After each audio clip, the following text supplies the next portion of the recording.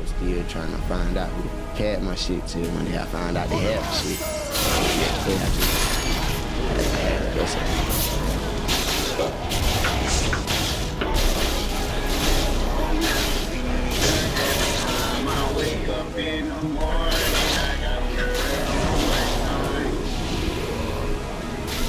I got dye in my head, pretty smile. I always kept that innocent look, you know what I'm saying? Cause I didn't want Melly the Menace to be revealed at that time, you know what I'm saying? But the whole time I'm in school, in my lunchbox. Sometimes I bring teachers.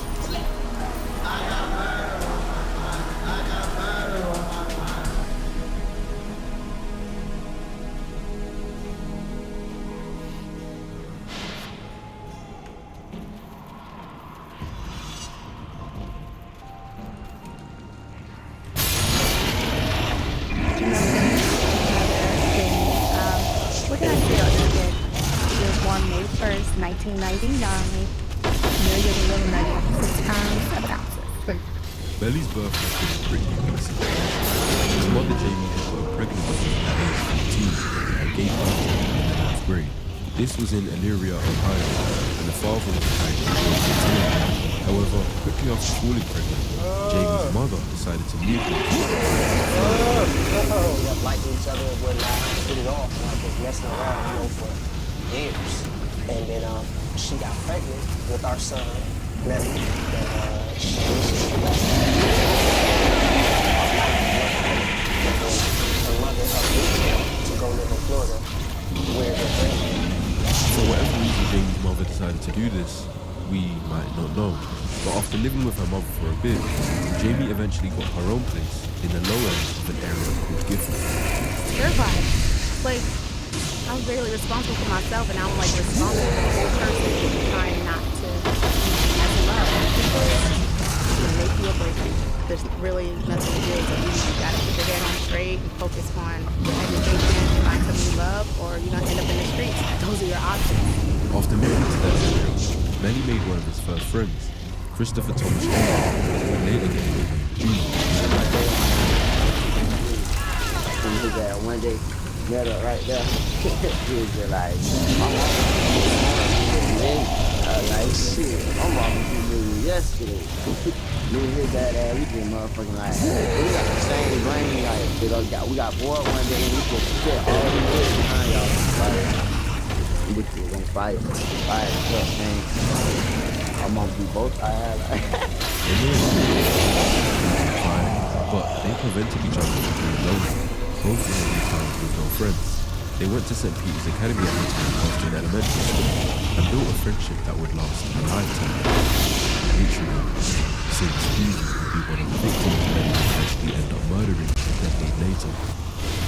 But before we get that far ahead, the rest of Melly's childhood is going through a key examination of psychology. Because if you think him being caught up in a murder case was somewhat spontaneous for him, just because he was a global megastar when it happened, then let me tell you that my psychological report would suggest he was not being a random act of violence.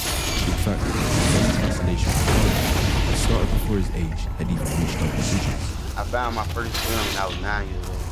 Yeah, since then, I grew up. I was only in 4th grade, but I took everywhere. School, I took it everywhere. At just 9 years old, he started the habit of bringing a gun to school that was running. Not for protection, not because he had to use it, but because they were just fascinating. A bit odd for sure, but a lot of young boys like action figures and first-person shooter video games, so it might have just been a boisterous trait taken too far. I don't think this fascination alone served as a basis for his future actions, but the rest of his hobbies certainly did. At some point after settling down in Florida, Jamie had met a new man named Benny King Jr., and the two of them got married. They had a kid together in 2007 named Brandon, and all of a sudden, Benny had a growing family. On Benny's Facebook, he does a good job of making it seem like a family, like a good father raising his 2 boys. However, behind the scenes, something sinister. The date was June 25th, 2011. Please take his account of what happened. Well, stepdaddy comes home, raking around the house. Where's my stepdad? My son is like, I don't know what you're talking about. I cleaned up the kitchen. So stepdaddy finds his stuff in the trash can. So, long story short, he put his hands on my son. I can't describe the next part in detail, but this guideline, full uncensored breakdown of what allegedly happened to him that day is on my Patreon, linked in the description. All I can say about what happened between Benny and Benny in 2011 is that the sheriff's office put out a warrant for Benny for charge of child abuse. Both Melly and Benny weren't allowed to leave the hospital, and we assumed that a mother in her right mind would kick Benny out. However, it was a 12-year-old Melly who was made to go and live with his grandmother. So my son's mother, Jenny Gibbons, made the choice to send my son off to his grandmother's house. So when she sent him, you can imagine, okay, first of all, he was old enough to know you chose your husband that was in the wrong in the first place over me. Mom chose her husband over me like he was dead wrong. He should have never put his hands on me under those circumstances. So after a traumatic event, instead, it looked to be perhaps the start of a period of neglect from Jimmy, one that messed up men for the rest of his adolescence. Complex PTSD, or CPTSD, is a mental health condition that can experience long-term trauma. It involves stress responses such as anxiety, having flashbacks to nightmares, avoiding situations, places, and other things related to a traumatic event, heightened emotional responses such as impulsivity or aggressiveness, and persistent difficulties in sustaining emotions. Examples of things that may cause CPTSD include long-term child physical or sexual abuse, long-term domestic violence, being a victim of human or sex trafficking, or community violence. You might wonder, isn't this just regular PTSD? But the main discrepancy between the two is that PTSD is usually the result of a short-term trauma event, for example, getting shot. CPTSD is usually a long-term trauma, for example, getting abused by your stepdad over a period of years. Same people with CPTSD are emotional regulation issues, identity and sense of self issues, and relationship issues. And while I can't clinically diagnose him, the symptoms line up perfectly with this story. You might be thinking, why would Melly have CPTSD? The issue was a one-off. On the 13th of March 2015, Melly posted on Facebook saying, abusive stepfather, I'm wondering if he's stupid. This was about 4 years after the event. In 2014, Melly also posted, stepdads always think they know everything, shut the f*** up. And, I swear to God, I feel like I don't belong with my family. I'm always in trouble. I don't give a f*** anymore. This tells me that Melly and Benny didn't get along the best, and considering Benny was kicked out of the house, and the charges didn't seem to give Benny any punishment, there's a high chance Melly now felt powerless. He felt like nobody, not the sheriff's office, nor his own mother, was on his side. However, even if true, I don't think Melly alone would have caused the CPTSD for him. But when in combination of Jamie's neglect, it was both of them combined that put Melly through a traumatic time. Melly being vulnerable on Facebook allowed us to see how he really felt during this time. My mama don't love me, what makes you think a bitch will? I stay smiling, but I be going through a lot of low-key. Y'all wouldn't understand me. I miss my soul. If only I was really smiling on the inside as much as I do on the outside. Popping every day to hide the pain. Own family turned on me. I just want my mama to be proud of me once before I ain't ever been good enough for my parents. You people don't understand me. I done been through so much bullshit. I cry every night thinking about what I've been through. Many kids go through a phase in adolescence where they feel a type of way towards their parents. But it's all about context. Knowing what happened with Benny, knowing he wasn't picked by Jamie, and the fact that these comments are a thirst for love rather than typical anger towards a parent, it'd be my opinion that Melly is going through a time that is traumatic and would surely be a catalyst for CPTSD to form. In the short term, I believe these events made Melly go through a period of depression. Children often have mood swings. They may feel sad or irritable for a period of time, like after getting a bad grade or feeling out of friends, but after a while, it tends to get better. Depression is different. If a child has depression, their sadness hangs on for more than 2 weeks. They may also have irritability or hopelessness that lingers. It may affect a child's sleep, appetite, or relationships with others. Depression can also prevent a child from enjoying school, sports, or hobbies that they want to enjoy. In severe cases, depression can lead to thoughts of taking one's life. There are a few different types, but I believe many are suffering with major depressive disorder. Some people believe it's clinical depression. And there are a few signs and symptoms of this type, but the main one that's clear with many is the mood changes. A child might seem sadder or more irritable than usual, and they feel this way most of the time. Melly had multiple posts where he expresses sadness, anger, and even thoughts of taking his own life.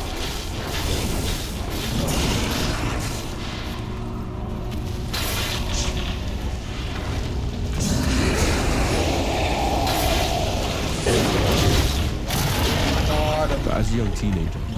Oh my God! What the? If I right now, y'all would miss me for 2 weeks and forget about me. I've been ready to.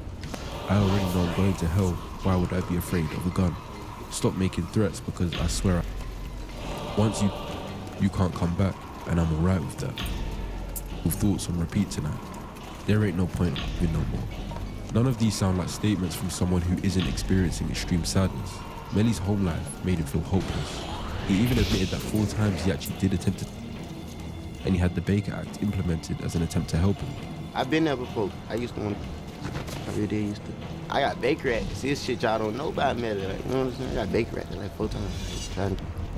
The Baker Act is the informal name for the Florida Mental Health Act of 1971, a state law that allows for voluntary emergency mental health assessment at temporary hospitals. It enables qualified professionals to place an individual in a 72-hour psychiatric hold if they are immediately suffering from a mental illness and poses a threat of harm to themselves or others, or are unable to care for themselves without treatment.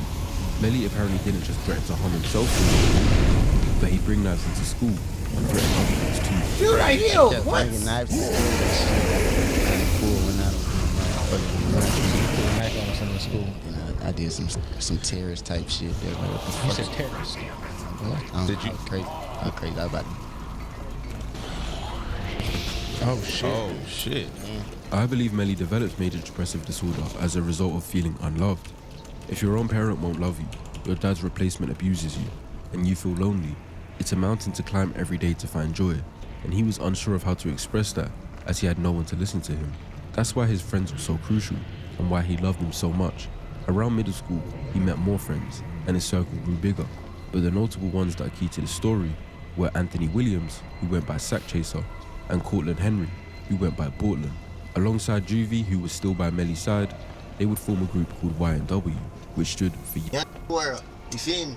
We going straight to the top. Young World set chasing. You know I love you. Shout out to Juvie. Good boy.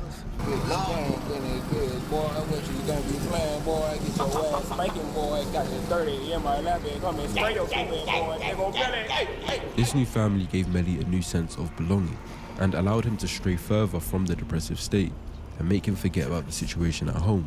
But his situation at school was far from perfect.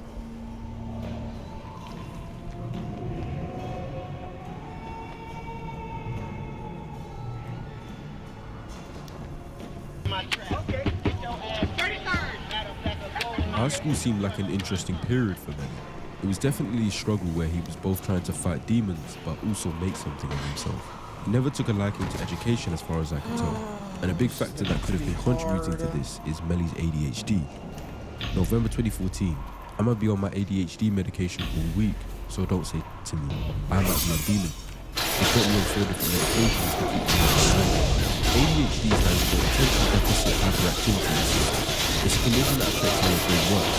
Despite its name, ADHD doesn't mean that you lack attention. It means that it's harder for you to control your attention or direct it to certain tasks. This is something Melly actually claims he's been diagnosed with.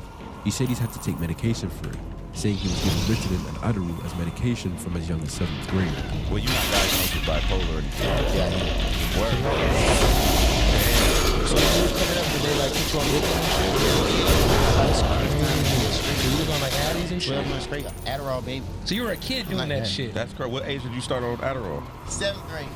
They started you on Adderall in the 7th grade? The reason Melly said, don't say to me, I might be a demon, might be because both Ritalin and Adderall can, in some people, cause side effects like irritability, short temper, and weakness.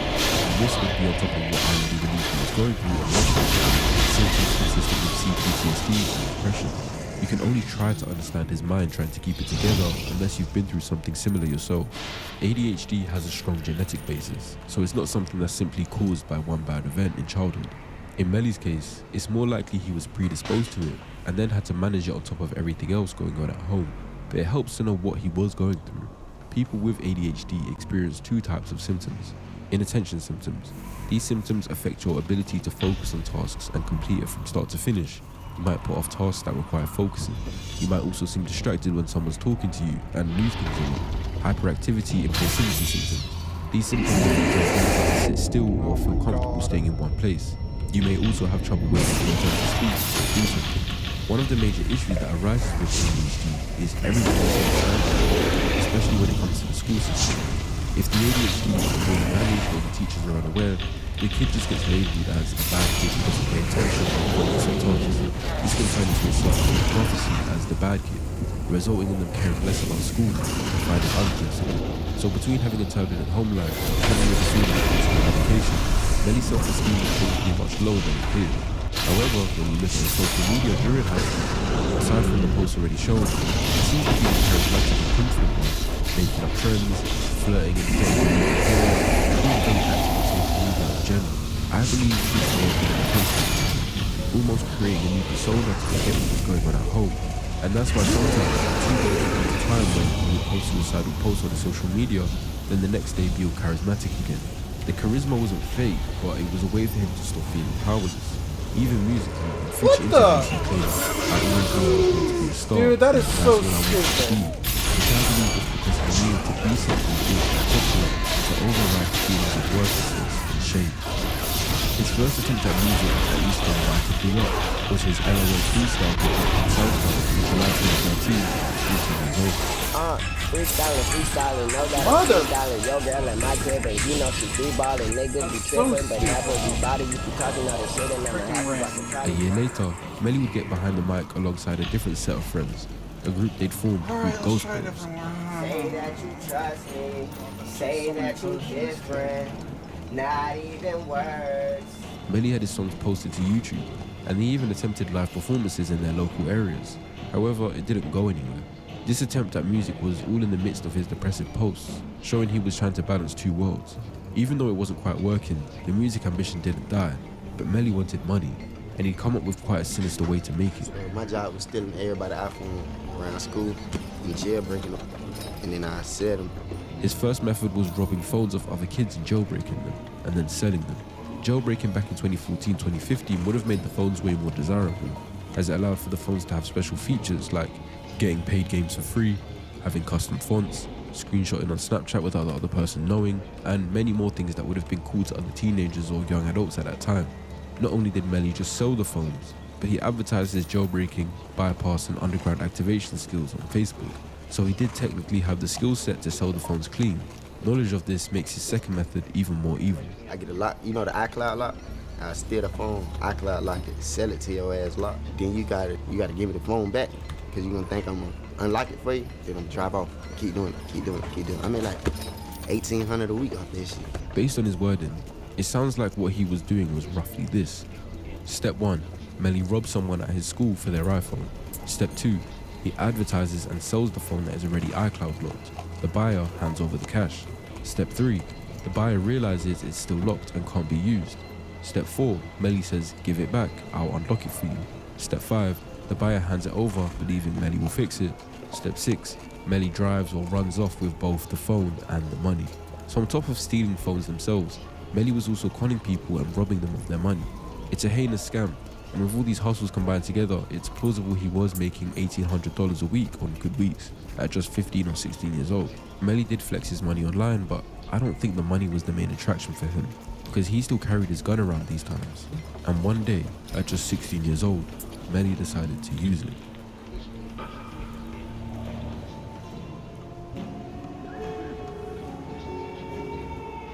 Yeah, I had went to jail for the school shooting thing I did. School shooting thing? Yeah, I was shooting by the school. I had my gun, you know what I'm saying?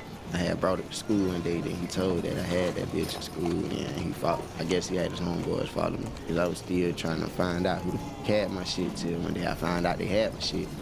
The next day I had to bust at them boys for that. Melly attended Vero Beach High School, and just like he'd been doing since elementary, he carried his gun in his bag there too. According to Melly, for whatever reason, on the 19th of October 2015, some boys had taken Melly's gun from his bag when he was unaware. Melly felt humiliated in this moment. The boys were older, aged between 17 and 20. Melly had already supposedly had to endure abuse from an older male at home, and it had been eating him up inside.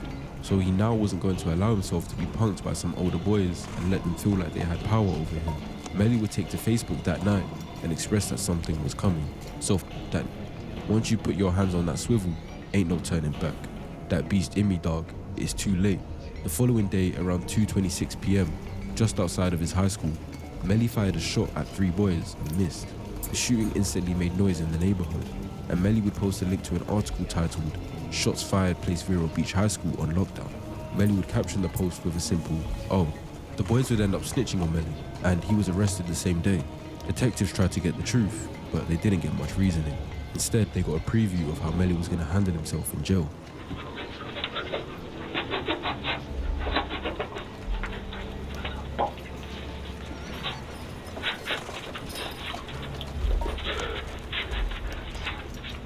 However, despite knowing there was a camera in there, Melly still couldn't help suppress his affection for guns and started mimicking firing off shots whilst in there.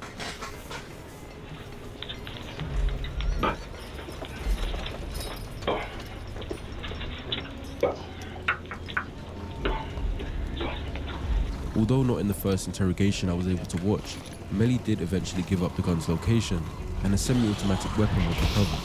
Melly was then charged with 3 counts of aggravated assault with a deadly weapon and 1 count of discharging a firearm in public. Melly would get sentenced to 1 year in youth prison after the shooting. With his first serious criminal charge as a youth, it opened up the possibility of Melly being considered for conduct disorder. Conduct disorder is a mental health condition that involves a consistent pattern of aggressive and disobedient behaviors. Conduct disorder can only exist in kids and teens prior to 18 years old. Antisocial personality disorder, which overlaps with what most people think of as psychopathy, can only be considered if conduct disorder was present by 15 years old. Because Melly was 16 when this happened, it still contributes to the analysis, but it can't be the sole factor. So we have to look beyond this event and see if the behavior was previously present. When diagnosing people, there are 4 main categories, and at least 3 of them have been shown within the course of period: aggression to people and animals, destruction of property, deceitfulness, theft, and serious violation of abuse. Each category has examples which are on the screen, but I'll only point out the ones that Melly clearly shows. In terms of being aggressive to people and animals, Melly shows a couple of examples. Of course, the first one is the shooting we just spoke about. Although conduct disorder must be present by 15, any behaviors at 16 can still be evidence, as long as other behaviors were previously shown before that. Regardless of the provocation, taking a gun and firing at people, especially since it was outside the school during the middle of the day where it could have hit anyone, is extremely reckless and aggressive. It is an early, very clear sign of a disregard for other people's safety. Given his obsession with guns, it's possible that this incident let him play out a fantasy he'd been building in his head, and he was looking for an excuse to do so. It's also threatening behavior where he himself admits he brought knives into school and threatened to harm other students with it.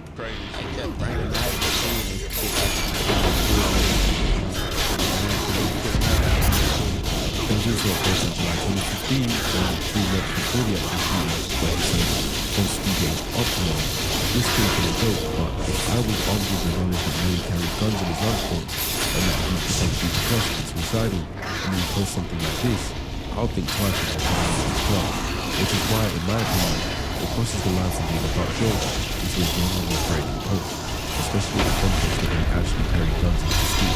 Next is destruction of property, and the clear conclusion that Melly and he were setting a written fire on Melly too. The fire became so large it required the fire department to leave. We got bored one day and we just set all them wood behind y'all and fire. In terms of deceitfulness and theft, Melly's entire money-making routine relied on having restraint. As mentioned, Melly documents the phones that he used to run, which involved stealing people's iPhone and selling them on, while selling it, paying them cash, and when they realized it's still iPhone money, taking the phone back for money. He literally thrived off the pursuit of theft and actually seemed to find pleasure in doing so. In terms of serious violations of rules, Melly has refused, bringing guns and knives into schools, breaking the rules without clear reason, other than for his own desire or sake. He was also cruel, as he admits in an interview that he used to go to school as he didn't feel like it was for him. So you gradually stopped going to school? Yeah, I was getting it. I put up some money there. I put that. So you're not going to school at all? You're not going to high school? There's also proof of him running away, and he had a Facebook post saying he wanted to run away from home again because that was fun. All of these behaviors occurred during Melly's teenage years, with a high likelihood of one from each category happening within a 12-month period, even outside of Facebook posts.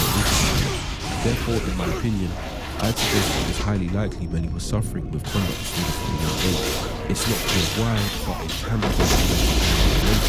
Melly was wearing a different clothes at this age. I still believe his behavior to shoot in front of school students caused by more than poverty or crime family. It can be caused by an unstable home environment, also requires more in many kids. Abusive stepfather and a mother who failed to give him enough love to feel worthy. Many had emotions that were hard to understand and talk about, so he outwardly projected aggressive and deviant behaviour, contributing to what looks very much like conduct disorder. That's my opinion, not a diagnosis. But either way, Melly was clearly troubled, and prison was the only place he was bound to end up in during that time. However, during that first stint, a window of opportunity opened up for Melly. So Murder on My Mind, when did you write that, and what was going on in your head when you wrote it? The first time I got locked up. You wrote it while you were in jail? Yeah. Melly thought up some lyrics for a song whilst in jail. He hadn't become a rapper on the outside yet, but now all he had was free time. He tapped back into his musical side for a song he'd later call Murder on My Mind. I'd prefer to refrain from using song lyrics as an indication to any psychological analysis, as in Melly's case, I do think some songs are just artistic expression and are made up stories based on reality, but I think it's slightly different with Murder on My Mind. The lyrics contain the constant repetition of I got murder on my mind straight after waking up in the morning. He lists the guns he thinks about all day. He gives a vivid description of an experience where he murders someone. Yellow tape around his body, his face is on a t-shirt, his family's traumatized, I reloaded my pistol, popped it back twice, he died inside my arms, he on my shirt. This isn't a recount of an event that happened. This is an artistic expression of how Melly is feeling inside. After years of feeling powerless, he feels like he needs to express the opposite, to create a version of himself that is the attacker rather than the victim. But the song was actually good. Melly had a great voice. So in the prison, they received slightly different treatment than your average prisoner. They what? I had to start talking. They kept telling me slide my shit. I was like, nah, bro, I ain't doing that shit no more. You know what I'm saying? Then nigga. So wait. They was paying you what? Wait. Go back. Rice Krispies, bitch, with the blue rock. Everyone in jail, including the guards, loved Melly's song, and that helped him get through his sentence with optimism, knowing that when he gets out, he'll be making music that goes viral. And that's exactly what he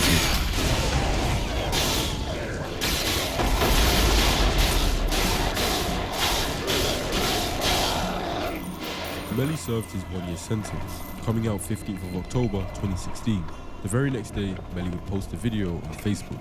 You know I love it when I'm next to you, riding through the 772. A video of him singing the lyrics a cappella to a song he'd later officially released called 717 Love. 5 minutes after posting, YNW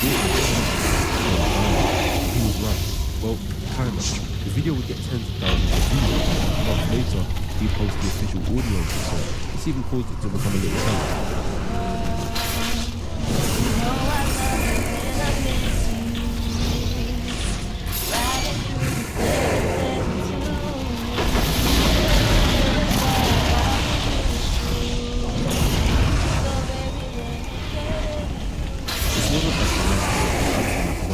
Prison. It was a lover boy song, and from here it was obvious that Melly was to be different from other rappers because of his melodic voice. Over the next few months, he'd work on his sound, and most importantly, his song Murder on My Mind was being perfected, as he was finding the perfect instrumental and even the pace of the song, as before it was a slower version, trying to achieve the past, outside his girls sacrificing the Portland.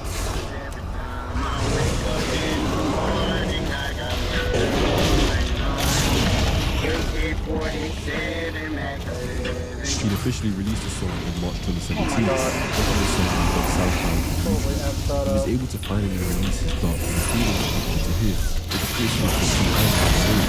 And 2 months later, Melly would be set to be taken to his program after failing to Freaking violation, but I kept asking, so they couldn't use that against me because I was on probation. They just brought up my other one. They brought up my song, Murder on My Mind, in court, and they said, He took to Facebook on his 18th birthday to let his new fans know that he'd been missing for a while. I apologized to all my fans. I'll be locked up in a level 6 program for 6 months. I was sentenced on my 18th birthday, May 1st, 2017, due to negative music. Just know I did it for y'all. I'll be back shortly. A level 6 program is a part of Florida's Department of Juvenile Justice for juvenile offenders aged 16 to 19. So Melly would essentially be going back for a second stint after not even being out a year. It must have been frustrating to feel like he'd finally had way out with music, but the opportunity was fading away in front of him for reasons he didn't see fair. For someone who'd, in my opinion, already gone through depression, and as we'd seen, suicidal thoughts. This was another tough stint to endure. He'd announced his actual start date was June 23rd, but 2 days following this announcement, he'd say, "I don't want to die alone," to which Sack Chaser commented that he misses Melly. However, things would take a turn for the best, and Melly's music actually started to blow up whilst he was away. Seemingly, after his music had started getting traction, and Melly started getting clout after his first prison stint, him and his mother rekindled their relationship, and she was now helping further his career. She helped with merch, music videos, and promotion. The 772 Love music video was filmed and posted whilst he was away and got numbers instantly. Then Murder on My Mind grew astronomically and got 2 million streams. This was enough to catch the attention of 100k management. His new manager, 100k Track, said he instantly saw the future potential and helped him drop his first EP in December 2017. It's safe to say that he was experiencing more success whilst away than he did when he was out. In 2018, Track helped sign Melly with 300 Entertainment, the same label that worked with many big names like Young Thug and Migos. And the following month, Melly was back in the streets. He got straight to business and started selling out local shows. And 2018 was really the first time Melly could feel the stardom he was building. And he managed to keep the same friends with him the whole time. Juvie, Sack Chaser, and Portland surrounded Melly in music videos, stood by him in shows, and helped in different ways to build the Y&W brand.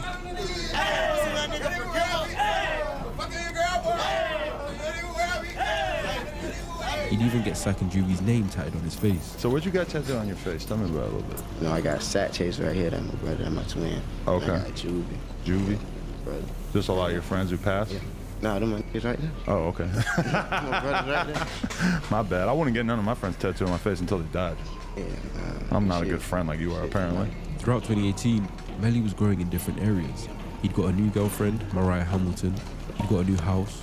Alright, y'all, fuck that Florida rap showing off y'all new chain and shit. I got new chain too. But look at my motherfucking house. Look at my motherfucking house, bitch. My motherfucking house, man. Look at my motherfucking house. And he was making appearances on big platforms like No Jumper and Genius. So now I'm thinking like, boom, shoot it in the head, and his head just cracked open, and his brain just like. In August, he dropped his first album, I Am You, which was well received. He spoke about his aspirations to win Grammys and even move into the acting world and win Oscars. What's the next 5 years looking for you? Ooh, the next 5 years, I need at least like 3 Grammys. 3 Grammys in 5 years? 2 Oscars. Okay. But the same month this interview took place, tragedy would strike. They took my brothers from me over jealousy. I know y'all watching over me. They want to see me break down or stop or in jail or a box. But my guys still need me. Their parents still need me. Their family need me. Till we meet again, my twins, my slimes. This was Melly's post the day after both Y&W Juvie and Y&W Sack Chaser were shot and killed. Y&W Portland would originally tell police that he was driving them home when a car pulled up and shot at them. No mention of Melly. I'm not going to turn this into a full true crime breakdown of the investigation. My focus is the psychology behind what happened, but it's important to understand the context. Portland's story was a lie. Melly was in the car, as it later be shown on CCTV that after a studio session they all entered the car together. Portland front left driving, Sack Chaser front right passenger, Juvie back right passenger, and Melly back left passenger. Prosecutors later called ballistics experts who testified that there was no drive-by, that the bullets came from inside the car, from the back left seat, and that the fatal wounds were headshots to both boys. Whether Melly was still in that seat and fired that gun is not proven. However, cell site phone data suggests he was. Melly hasn't been found guilty of this crime. The trial is set to January 2027, so legally he's presumed innocent. I'm going to focus on his behavior and psychology around this period, and you can decide for yourself how to interpret it. If you want my unfiltered verdict and my theory or motive and an uncensored look at the evidence, check out my Patreon. Over the next 4 months, Melly roamed free as police investigated in the background, and during this time, he got up to some interesting things. When losing your 2 best friends that you've known since childhood, their remembrance across social media is often present. Especially as a rapper, you'll hear a mention of RIPs in their music, even a tribute song. For example, after King Von died, Dirk made numerous references to him and promised to get revenge on his killers. He kept Von's name alive after his death. This is similar with Meek Mill and his fallen friend Lil Snoop, 21 Savage and his brother Tayman, G Herbo and his friend Jacoby. These guys don't run from the mention of their friends' deaths, especially with members like Sack and Juvie who were so close to Melly.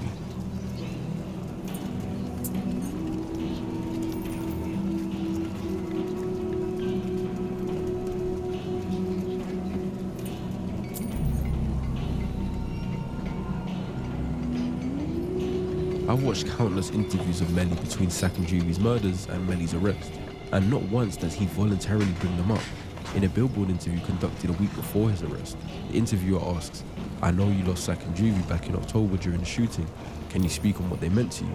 It was the first time I saw an interviewer ask the question, but Melly gave a one-sentence answer. "That was crazy. They were my brothers, my day one brothers." The interviewer wanted to press for more and asked, "Were you targeted in that as well?" To which Melly vaguely replied, "Nah, I can't speak on that." In the same month, he had an interview with Power 105.1, and the host asked him to explain the tattoos on his face. As mentioned, from a previous interview with Adam 22 before the murders of Sak and Juvy, Melly revealed he had both of them tatted on his face. Now given an opportunity to explain all his tats, he explains all of them except Sak and Juvy's. So you have a lot of tattoos, face tats at that. Can you talk about them, explain them, what made you want to get them? I got one, I think, somewhere on Yeah, left side. that bitch say 90s baby. Okay. And I got the 17 somewhere on my face. Yeah, 17 right here. What does that represent? Like at 17, I did some crazy shit. Like I was going through something. And I got the heart. What's the heart represent? Just look cool.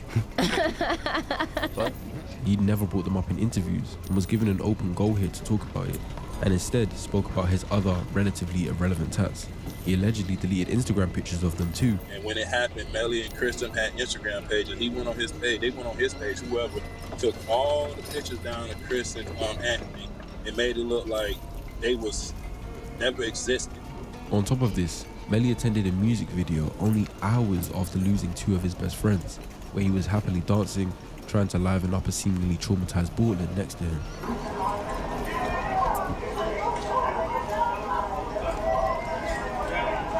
Then according to Juvy's dad, Melly made excuses to miss Juvy's funeral. Melly was seen on an Instagram live with another rapper named Trippie Redd, where he claimed he was on the way. On the way to the damn funeral. Know how that shit go. You know how that shit go, man. Right. But Juvy's dad said Melly then claimed there was too much traffic, so they turned around. Speaking of the funeral, Melly was on live with Trippie Redd on the way to this funeral, as he put it, never showed up. Funeral was originally supposed to be on the 10th of November at 11 a.m. They pushed it back to 2 p.m. so Melly could make it, and he ended up not showing up. He claimed that it was a traffic jam on 95 North, but I spoke with some people that made it to the funeral that was left South Florida after him, and they made it, took the same route to get to Vero, same exit, same everything, and they made it to the funeral and everything, and he didn't. So we knew that was a red flag, and he was forgave.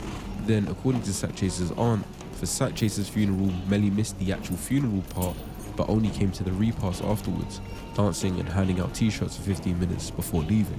He didn't come to the funeral. He came in after we was sitting down eating. Came in dancing, happy dancing. Didn't show his respects to nobody. I remember that day.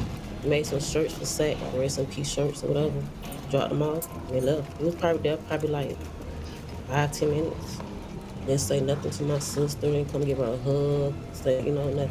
But whilst he seemingly forgot his brothers over that 4-month period, there was one person he never failed to mention, repeatedly and repetitively.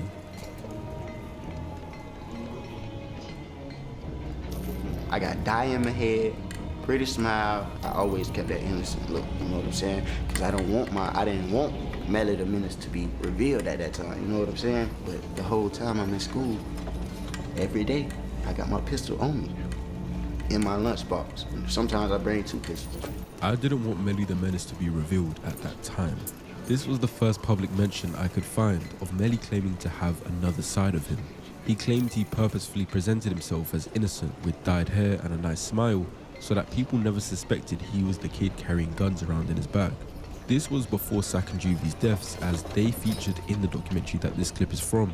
But after their deaths, he decided to rename this other side something else. Melvin, my other person inside, Melvin, every day, all day.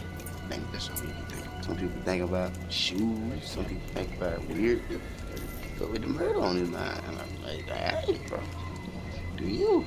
He claims that his other side is called Melvin, and he thinks about murder all day, every day. But this mention of Melvin in December 2018 would be his new main attraction for the remainder of his freedom. Woo! Now Melvin. All right, Melly is loving, genuine, turned up, happy. Michael Jackson.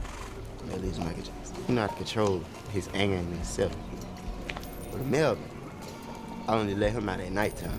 Like when the night hits, he really come. And it's like, Melvin is just like, once you play with Melly to a certain extent, Melvin just don't like that. Melvin on your ass.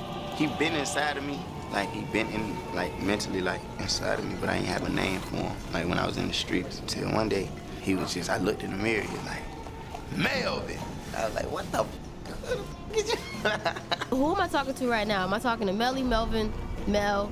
Like, who am I talking to? You talking to Melvin, cause I'm mad right now. We got like a contract going on, like I guess he get like 12 hours and I get 12 hours. 12 a.m. I can't control it after that. So it's just like, heat up. Melvin, this other side of Melly, was presented to the public as a genuine condition Melly had. He called it split personality, and the public ate it up, claiming to notice when certain actions were Melly's doing and when others were Melvin's. And of course, Melly fed into this.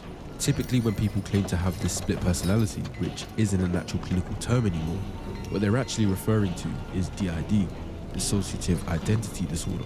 Dissociative identity disorder, formerly known as multiple personality disorder and split personality disorder, is a mental health condition where you have two or more separate identities.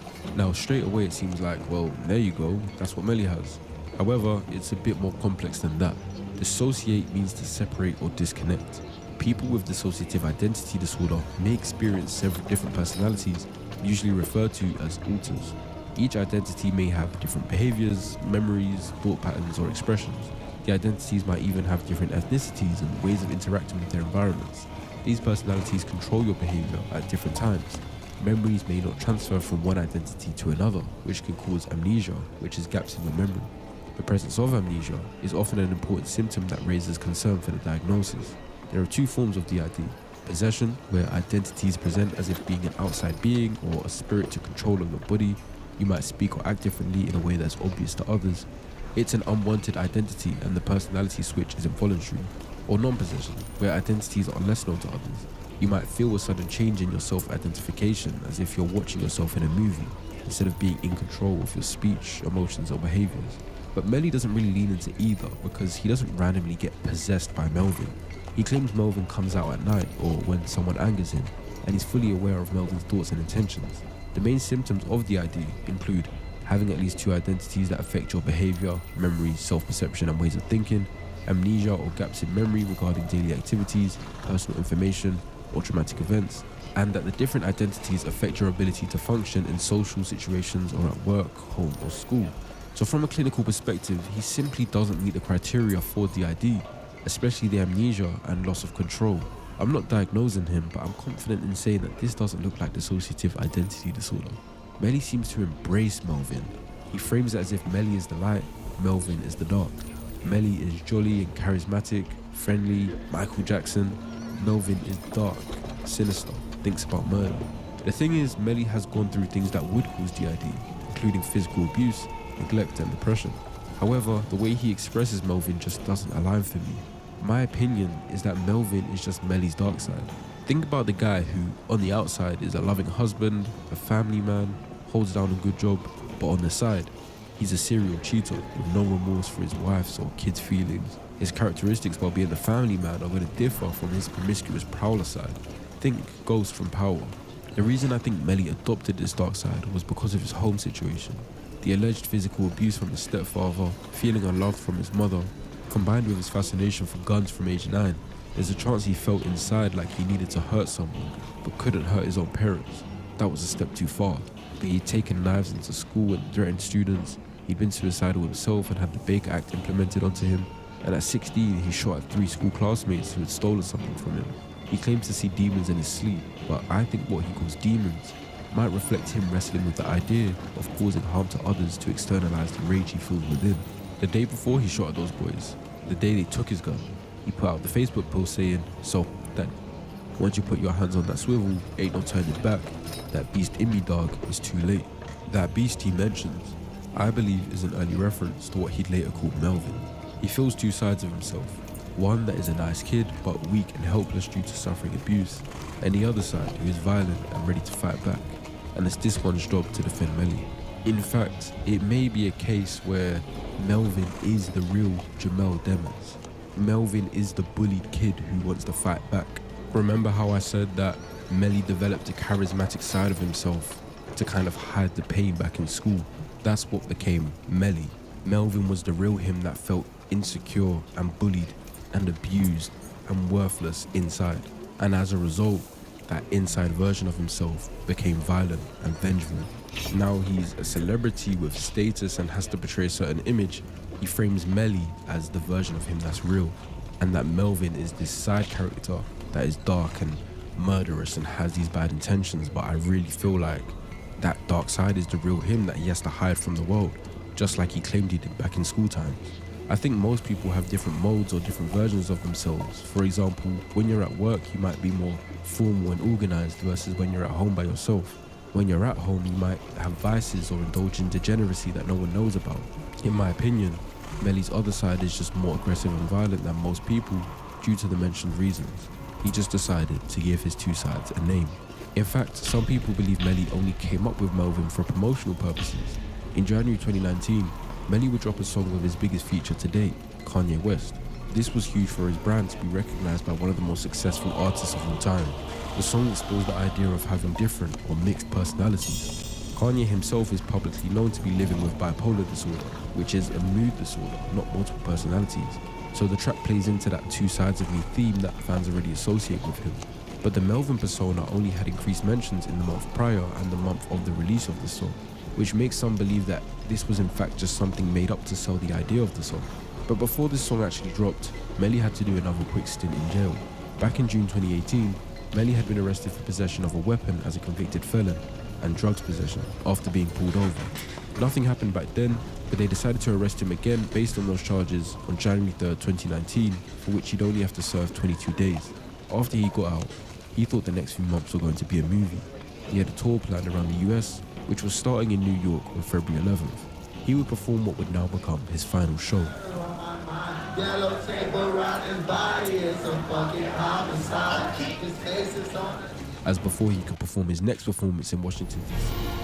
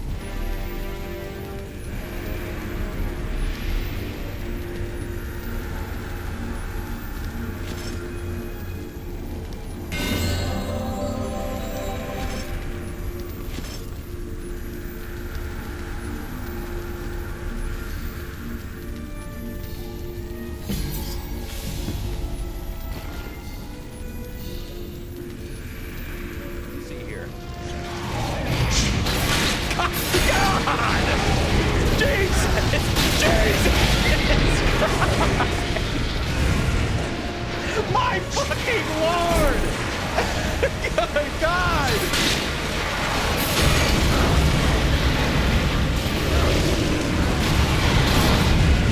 Did he make a dick? He made a dick and balls with the drag.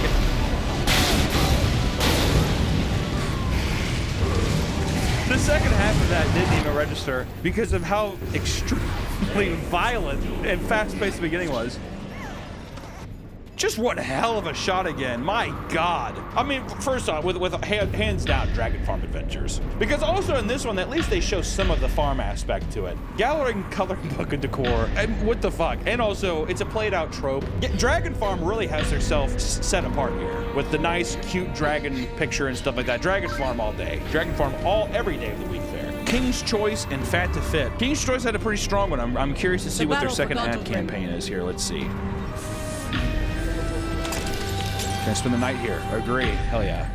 There we go. Beautiful animations. My people blame the dwarf. I should give you a kiss. It's another black baby. The same animation they used from the first one, and once again, she's left in the street. Oh, but this time we get a king toasting at the end. We left the woman to die. King's Choice. I'm really hoping Fat to Fit, the second ad. There's no other ad. Oh, boy. I'll watch Fat to Fit. It is a giant ass, though. Farting while you're rolling. Oh my god, there's a castle called Torque Battle.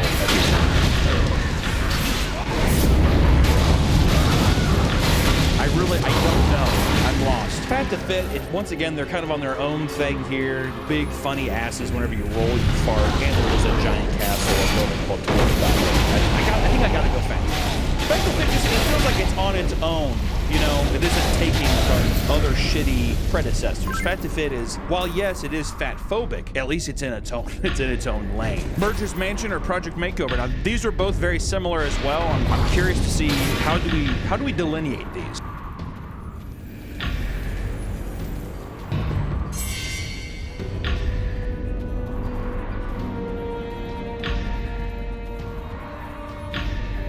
It just ends? Angel has a devil baby, even though he fucked the devil woman, so it makes sense that it would be a devil baby. He's like, oh my god. They're just so abrupt where you're just slapped in the fucking face, dude.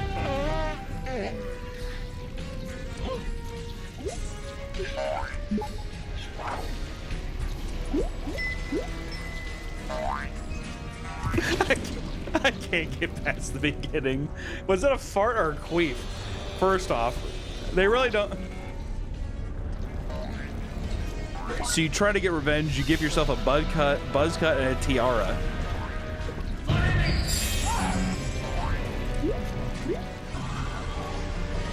What a horribly malicious game. Also, hold on.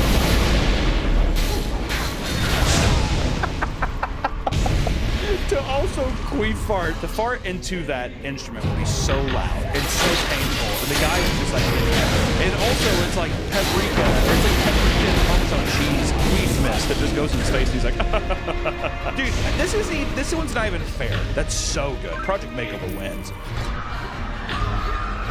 This is a fucking battle. Emperor and Beauties and Dragon Farm Adventures. I'm curious. I'm curious. Emperor and Beauties. Let's see the third ad here.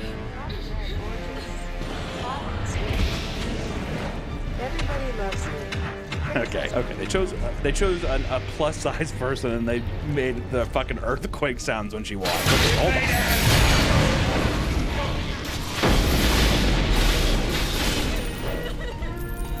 I'll make my dream come true. What would you do? What's your dream? Make up or do sports? It became jacked.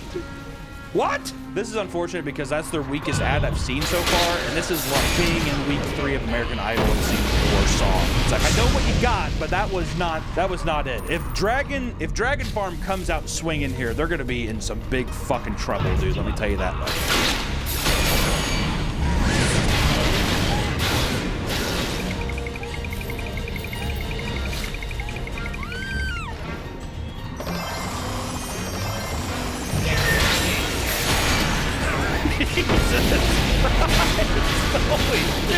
What the fuck just happened? See, these are, once again, it's the same problem. They started off with 2 strong. I almost feel like I have to watch one more of their ads just to see, because these are it's 2 split. So I'm gonna watch one more of each. Okay, this is pregnant man. I have your baby. Okay. Oh, that's just it. There's no video. That is funny. Will you promote him to Prince Consort? I don't know, man. Dragon Farm Ventures.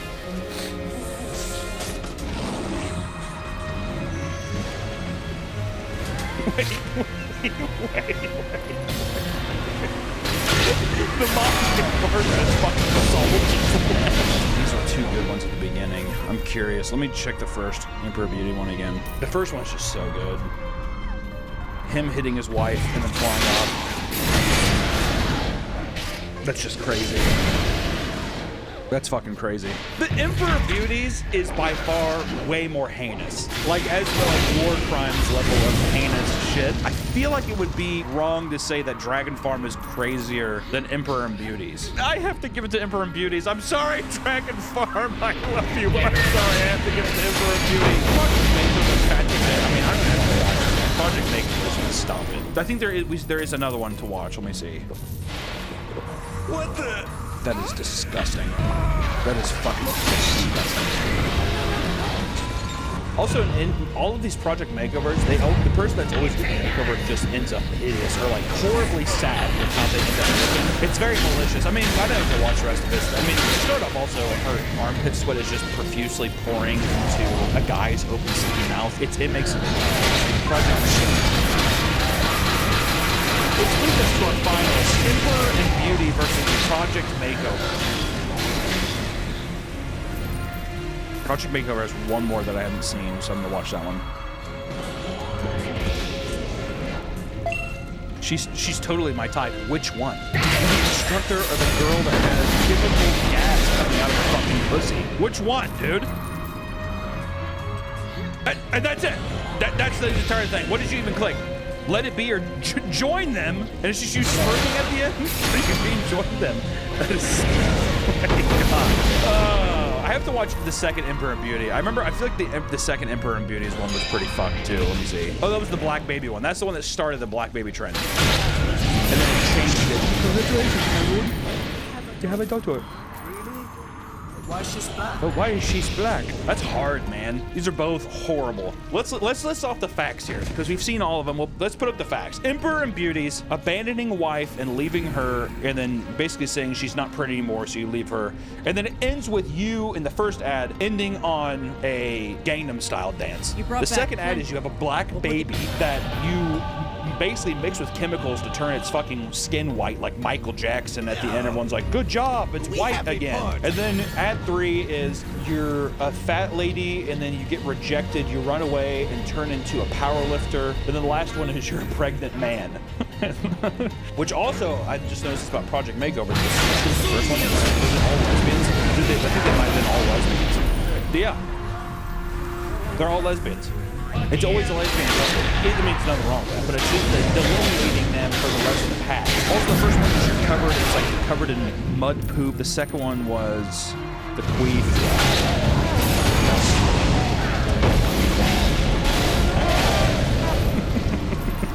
The third one was the disgusting sweat, and the last one was so it's hard. Emperor's and Beauty is very racist, but does that give points? And I think for this competition, sadly enough, this is where racism prevails, unfortunately. I mean, like that I hate to even say that, but that makes it the more heinous deal. Because Emperor and Beauty, you have racism, you have sexism, you have misogyny, and more racism. In Project Makeover, there's no racism. It's just queefs, people that are hairy, armpit sweat. I mean, when I put it like that, Emperor and Beauty's is just still... I think Emperor and Beauty's is our crown. I mean, that has to be... I think that's our winner. I think our winner has to be Emperor and Beauty's. I mean, you get a little bit of everything. You get women abuse, which I don't think is funny. You get racism, which I don't think is funny. I mean, if that's not funny, in my mind or my heart, Emperor and Beauty's is their absolute winner. I say good job, and also at the same time, stop. I gotta stop with that. Thank you all so much for watching today. I hope that you were in as much pain as I was in, because that's only fair, okay? That's only fair. Blood for blood. Blood for the blood god. Take care, everyone. See you next time.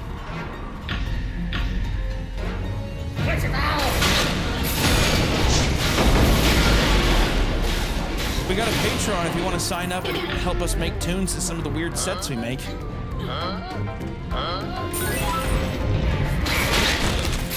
Welcome back to the Papa Me channel. How you doing? How you doing? Come on and sit down, because today we're talking about mobile games. Oh, God! Yes, the time is here! We already did one of these tournaments before, and it was so fun, and I've had so many people send me new mobile game ads, unused mobile game ads. I feel like it had to warrant another mobile game ad creators. I don't know who the hell does the marketing campaign for this, but they should be given an award. You ever want to see a woman just get left behind because she's pregnant? How about like a baby wolf getting punched into a tree by like a kangaroo? Or just a series of onslaughts of uncomfortable things. I'm sure the gameplay doesn't match up, but we don't care about the gameplay. We're all here about trying to find what is the most unhinged mobile game ad. You haven't seen the first video before.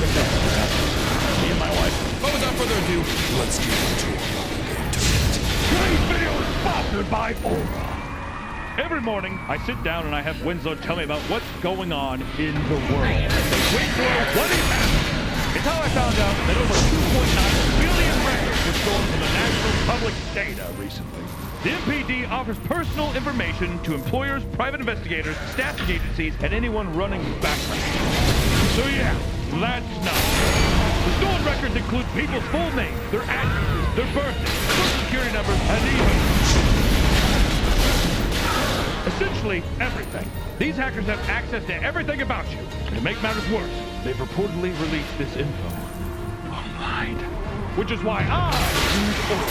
Aura gives me alerts if any of my information shows up on the dark web to let me know fast if anyone tries to access my credit card or bank accounts. And they also provide a bunch of other features to keep you safe online, all inside one app. Stop leaving yourself vulnerable to data breaches. Go to my link, aura.com/PapaMeat to try 14 days for free. That's enough time for Aura to find out if your personal info has been exposed. Thank you so much, Aura, for sponsoring the video. First up, we have Wolf Game. I put it called Wolf Game. You're a wolf. That's it. That's all you need to know. Wolf Game, Wild Animal, Mystic Spring Workshop, Mech Domination, Fairyscapes Adventures, Puzzle and Survival, Beast Lord, Mafia City, Last Fortress, Underground, Kiss of War, Rise of Castles, Frozen Honey, ASMR, Evertale, Happy Hospital, Matching Tin Mansion, and Penny and Flow. Some of the stuff I see, Fairyscapes Adventures, I see Matching Tin Mansions. I'm a little well seasoned now when it comes to some of these fucking things, and let me tell you something, the name will almost never match what is actually going to be happening on screen. I'm gonna guess that Matching Tin Mansion, I'm gonna shoot from the hip here, is going to have some kind of baby either freezing to death or maybe thrown into a dumpster. Without further ado, let's get into round one. Wolf Game, Wild Animal. I don't know why that one gets me so good. Wolf Game, Wild Animal versus Mystic Spring Shop. Wolf Game. All right, here we go. Round one.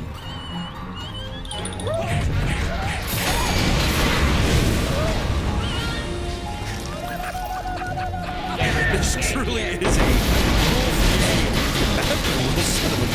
I just got done wrestling a cat, so I feel even more sympathy for this. The piss feels unnecessary. Hot, steamy piss. They even put the steam in there. Okay. There's no way we could show this. This is so stupid. What the fuck is this? First off, the wolf giving birth like a regular woman, and she's just popping him out. All right, this had some kind of a bit of a story arc. Well, it's implied. It's like, wait a minute, this one doesn't look right. Well, yeah, it's like the whole thing of like the classic early 2000s joke where it's like white woman with white husband and then black baby, and it's just like. Also, they always have these puppies like throwing up blood. Absolutely. Escape or revenge? I like that. Well, we can at least know that this game is about revenge somehow. About growing up and become a big bad wolf. Also, they copied the wolf design from the PS2. What was that early 2000s wolf game? Okami, something like that. It looks just like that. Wolf game. Play now. So they got like a Chinese guy to try to do like an Australian accent. Wolf game. Play now. Okay, all right. Wolf game coming in. I will say the first one's just the first one was just, you know, that's off the chain. That's off the hook. Off the chain? What am I thinking? Mystic Workshop.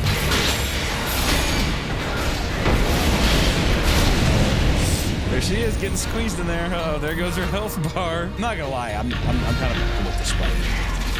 The style's kind of cool, if I'm being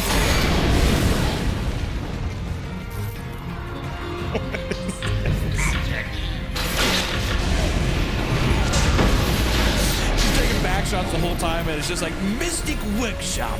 I don't know which one I think is more unhinged. I mean, the wolf one to me feels like a winner. I think you gotta give it to Wolf Game. Next we have Kiss of War versus Evertale. I'm gonna tell you right now that these are gonna be. I just know down in the bottom of my heart this is not going to be as advertised. Let's see. All right, well, it says iOS. Is that what this is on, or?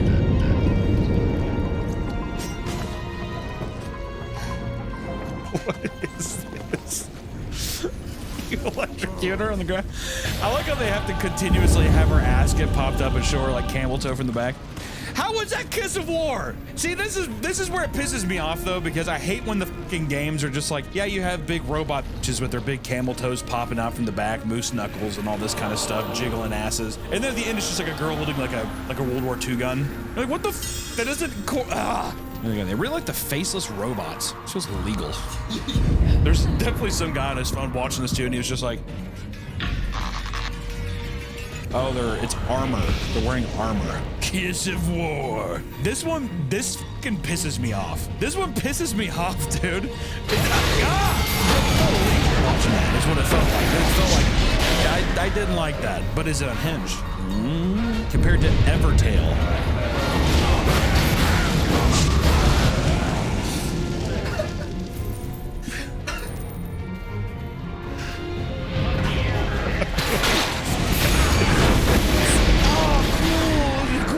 You get to put on her. How are we supposed to show? I got these straight from YouTube. I'm guessing it's supposed to tell that you're supposed to just dress up.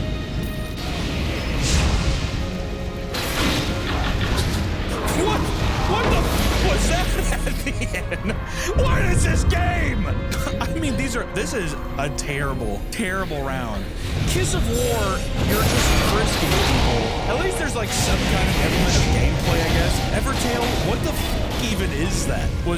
I'm just gonna go Kiss of War. Evertail, I don't know what the fuck I was even looking at there. How about next up we get the Bag versus Mech Domination. It's grab bags, it's random things. Oh, so it's grab bag. It's just a grab bag of random ads that maybe don't fit into, you know, let's see here. Okay. Can we show that? Is there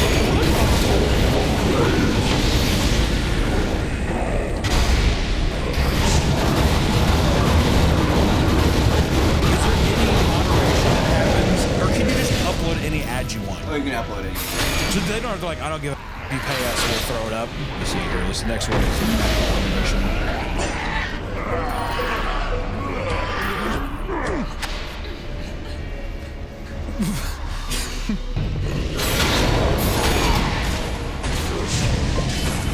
Robot gorillas having their way with a robot velociraptor. And the velociraptor hole is spicy emoji kind of like, I can't show you, this is too hot.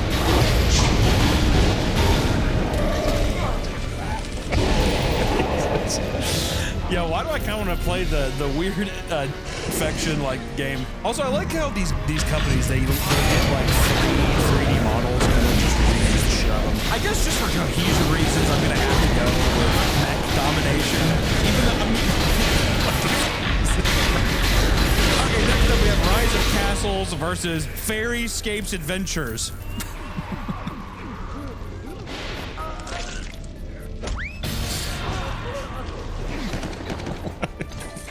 The strategy of just showing something completely unhinged at the beginning of a video is such an interesting market strategy.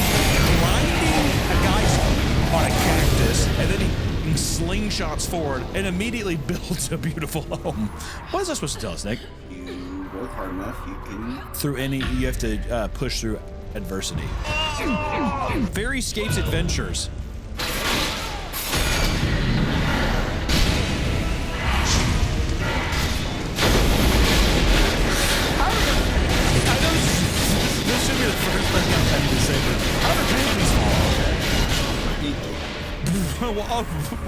While she's running, she's like, ugh. If a princess dropped her panties, would you Simone? Oh, if a princess?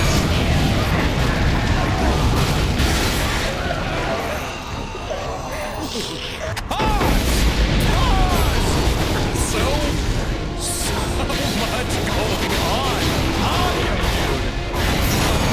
Oh, dude, him sucking her toes. What the fuck?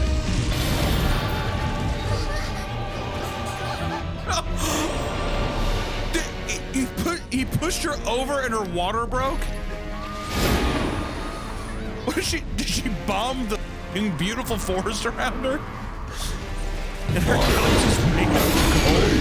Or no, is it pushing her over and then seeing the... I wonder if that was initially supposed to be blood. God damn. So light, you know? Come on, dude. Leave or stay? You leave. Yep, there we go. See, now we're getting back to the classics, dude. Give me a big old girl who is stuck in some snow. That's all I want. This is an easy go winner. There's no way.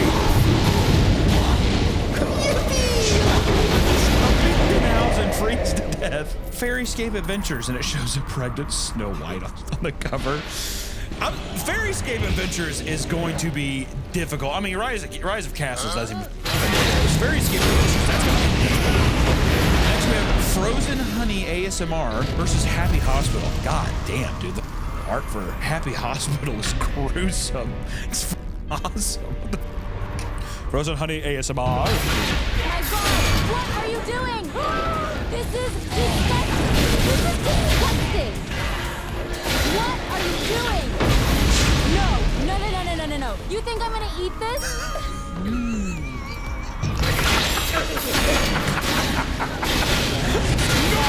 That is disgusting! Do you think I'm going to eat this? It just like goes perfectly into her mouth. Do you think it's, once again, it's that thing where it's like a free game, but are they making their profit off of like fishing for information? They're probably running ads on it. Because I just wonder how these people stay in business. Like how, where's this money coming from? Happy Hospital? Let's see here. Ew, what the oh my God. Why is she face down in a pool of water? Is this a dead woman? Ew! There's a maggot in her open wound. Choose tool? This is a heavy hitter here, Nick. Yeah. I don't know why, but the cleaning videos like this, you know what I mean? I can see how people get hooked to this shit. Why do the earwax look like a giant piece of shit, dude? That's disgusting. Are these bugs? Are they, what the he pulling out of his ear? Oh, the sounds. All the pimples are coming out like tendrils, like that, the pus. Dude. Honestly though, I could see myself definitely playing this. Is that kind of up? Would you play it? It's fun. Apparently that's actually what the game is. You actually get to do it? That's got to be huge points, because these games never operate the way they would. This is where I'm kind of at a crossroads. If it's the most unhinged, should I still want to play it or no? Then I would probably go Happy Hospital, because even then it was crazy. Also, Frozen Honey ASMR. I feel like if a little more production value, dude. Win me over a little bit more. We're finding our groove here a little bit, because Fairyscape's Adventures and Happy Hospital so far are definitely at the top of my list. Those are the fan favorites right now. There we go. That's exactly what I want to see. Click it up. Matchington Mansion. It's a single mom with 2 kids in some kind of wintry terrain versus Puzzle and Survival, a zombie game. Let me see here. Matchington Mansion. God damn, dude. How? Please help them. Not my business. I like how it's a war-torn terrain. Black Hawk Down style. I probably shouldn't get involved. I don't know which side. I'm just not even going to get involved.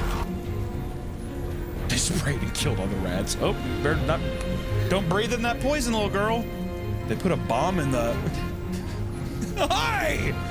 God damn. Honestly, it makes you kind of play the game a little bit, though. Just being able to torture a family. Well, that kind of sounds kind of fun, doesn't it? Get out of here! God, what a horrible way, dude. You find out that your husband is some hot maid, and then you trip on the way out. Horrible last impression. I'm not gonna lie, the not my business button is gonna go a long way in this competition. Not my business. I love the idea of a guy just being like, I don't want to get involved. There we go. Yay, Mommy! Mommy got a wheelchair! Oh, still cold there. The stove, or do we want a fishbowl? Okay, thank God we got the fire there. Hey, it's warm in here now. Oh, nope, there goes the roof again. The scream. This god hand playing with their lives. Always just kind of like, let me help you. Just kidding! Just collapses and drowns the people in snow. All right, next one is the puzzles. Puzzle and survival. I just don't, that was a heavy hitter. That was a heavy hitter.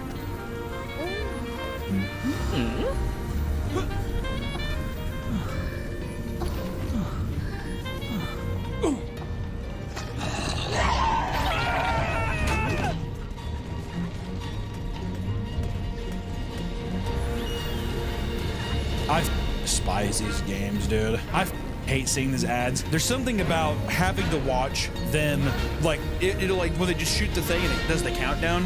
It's like down to like 10. You're like, oh, just keep shooting it and it'll break. And then they switch over. They're trying to get you because you're like, well, I could do it. I hate this. I hate this shit. But, you know, they didn't believe her anyway, so it's fine. Zordon says it's now time to morph, and by standing on the footprints, they will activate the morphing grid, connect with each other, and don their armor. And finally... So the Rangers can't actually win, because for whatever reason, the morphing grid requires them to have a bond with each other first. They need to shed their masks, as it says. Whatever that means, Alpha also estimates they will only give Peter 11 days to get the amount of gold she needs to bring the monster. So the team still need to go into training, regardless of the fact that they're more. Alpha takes them to a pit where they simulate holographic versions of Peter's henchmen. Then they have a stone drop down instead of actual patty, and they've dropped the entire turkey motif. I think they still would have worked. Would have made them scarier if they were these big rock monsters still doing the little like whoa thing the entire time. I don't know. That's just me. The team trains with the patties, with Alpha, and each other for what does seem like a scene of him and Trini play fighting over what seems to be a Krispy Kreme donut. Yeah, a little Krispy Kreme reference there. Maybe a little bit of subtle product placement, who knows? Krispy Kreme. Alpha then teaches them a little move where they slip out of the way, grab their opponents, and flip them over their backs. They'll probably just kind of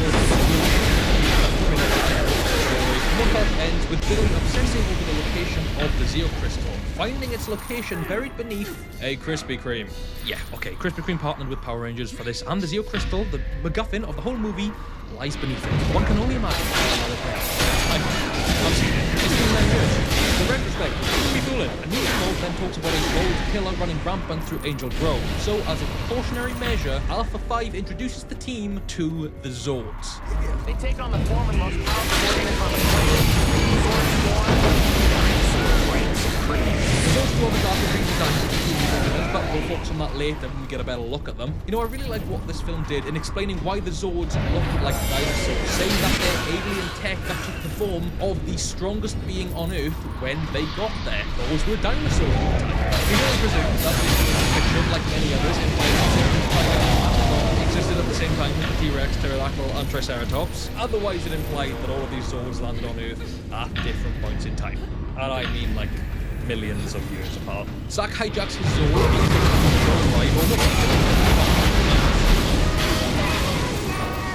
crashes it back into the pit, which results in him and Jason getting into a real fist fight. Billy's concerned for them both, so tries to break it up, and with some clear compassion for the pair of them, huge achievement for the team, but Billy isn't able to hold the form for very long. Zordon then chimes in from the complete ether and tells them to either all morph again or essentially get the fuck out. Alpha saying they need to keep bond so that morphing is open and then Zordon regain his physical body. Rightly so, Jason kicks off and says, look, whether you like it or not, we're the ones the morphing grid chose.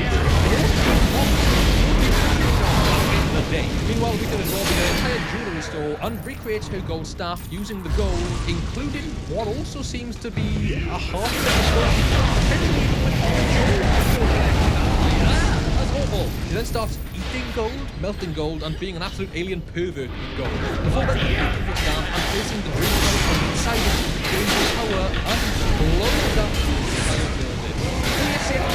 There were at least 4 people in that building, a couple looking at rings, the cashier, and a police officer. They're not surviving yeah, Rip, damn.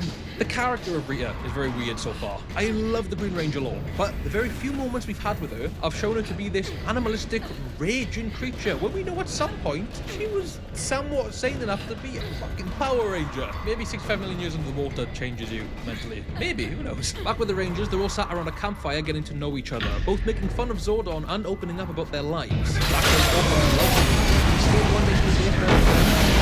He says that he used to go to the mine with his dad before he passed, but since going there with the team, he hasn't missed him as much. He also loves country music, and the reason he was in detention is because he blew up his lunchbox. Kimberly, for whatever, and Jason says he has no secrets, because everyone in town knows who he is, whether he likes it or not. They know his achievements, and they know his screw-ups. Trini says her family moves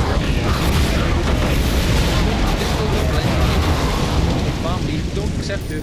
She is, alluding to the fact that they're not understanding of her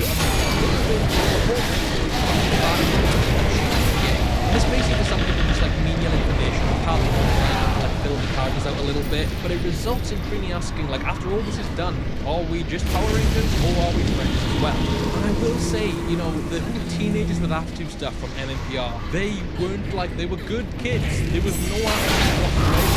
I like this. Just as the original cast was, but then we're seeing these different traits to the characters. Billy being on the spectrum, Trini being gay, Zach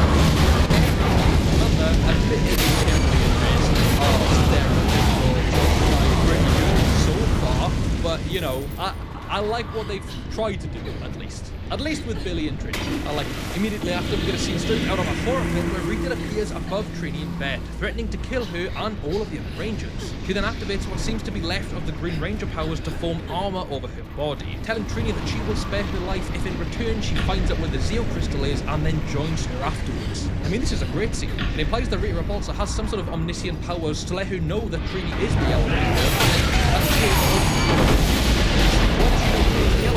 Is maybe the power coins linked to a degree, maybe? I don't know. Surely at that point they'd always know where Rita is. If we weren't already, we cut away to Kimberly sneaking into Jason's bedroom. She tells him that she thinks she's the reason they can't morph because she hasn't been honest with him. She then shows Jason the nude that she sent of Amanda, and they have a heart-to-heart about how doing a horrible act doesn't make you a horrible person. I think she could have spared Jason the nude, personally. You've done the damage, doesn't mean you just start flashing around willy-nilly. And what's most interesting about the scene is that what is it? It's in the trailer. Kissing. We don't know why they cut it. I imagine it got backlash online.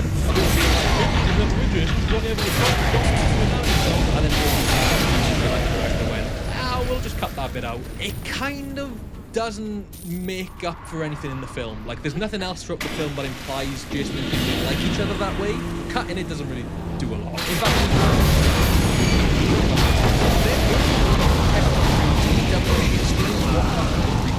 she tells them the destruction of Angel Grove will begin at dawn, so Jason leaps into the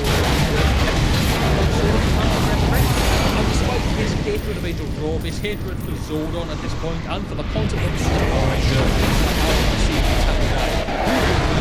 let's go, Rita. Let's kill her. A really pivotal moment for Jason, who still does believe that being a Power Ranger is a lot of rubbish, but has enough evidence to suggest it is now their responsibility to do the right thing. They meet with Rita, resulting in a complete arse whooping, leaving them tied to the side of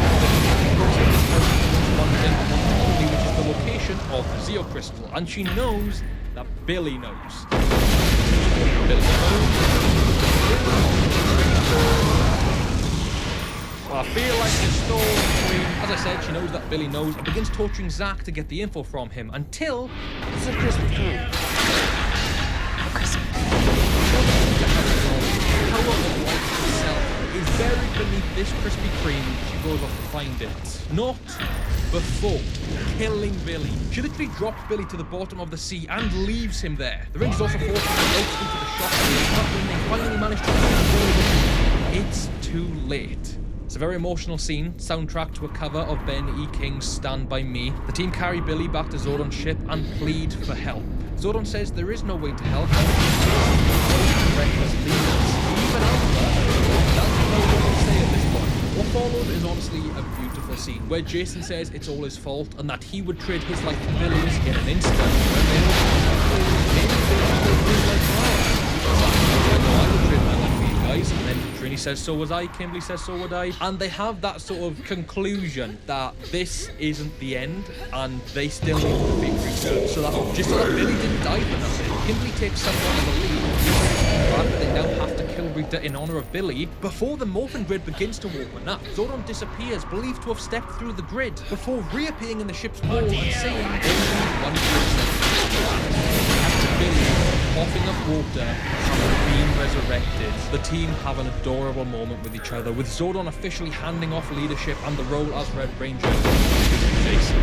One of, if not the best scenes in this film.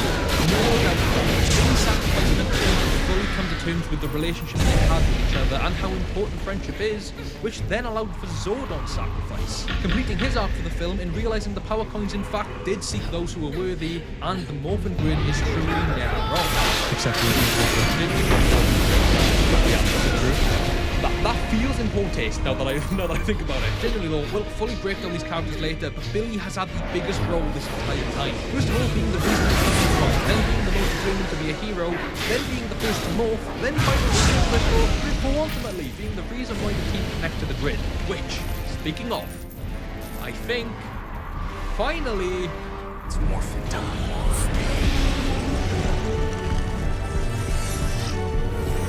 After 3/4 of the film's runtime, the Power Rangers have united for the third act. Real putties are created from stone, and the team rise to the surface to fight them off, debuting their new suits in style and Jason's power suit. The fight goes on for about 2 minutes before the classic Power Rangers line of "there's too many of them" is whipped out, resulting in Zack escalating the battle with his mustard on Zord to finish them off. A pretty fun action scene, horrifically short-lived. Meanwhile, Rita's at a quarry where she uses her powers to extract more gold from the earth, creating a 100-foot-tall monster called Goldar. Goldar is no longer a humanoid griffin with gold armor, he is just a sludgy kaiju of gold. Perhaps the biggest downgrade in cinema history. And he doesn't even speak. Kerrigan Mahan's voice was the best part about Goldar, realistically. It was iconic. The team celebrate their win against the Putties, but Billy alerts them all to Goldar heading toward Uncut Raw.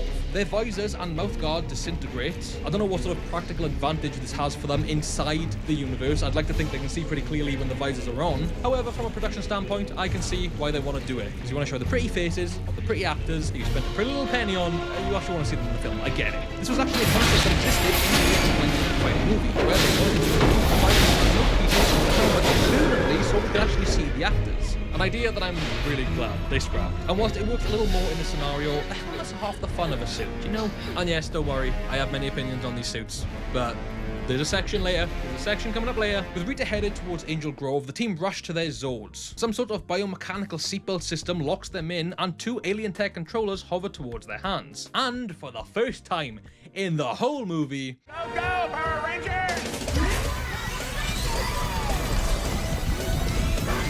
that is badass. I remember the hype in the cinema when they played that. That is not just a new theme that they've created for this film. That is the same theme song from the 1995 movie. It's the Mighty Morphin theme in its orchestral cinematic glory.